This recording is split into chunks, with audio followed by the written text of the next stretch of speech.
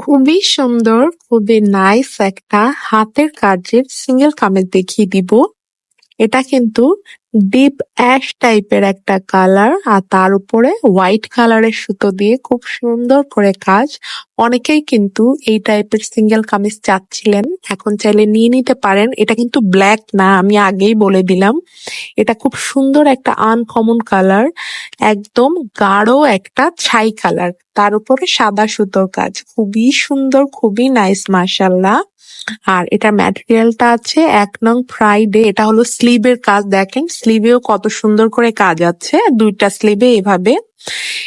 ১ নং ফ্রাইড যারা চেনেন না তাদের জন্য বলছি, ফ্রাইডের যে থান আছে ওইটা কেটে যেগুলো তৈরি করা হয় সবই হলো ১ নং ফ্রাইডের।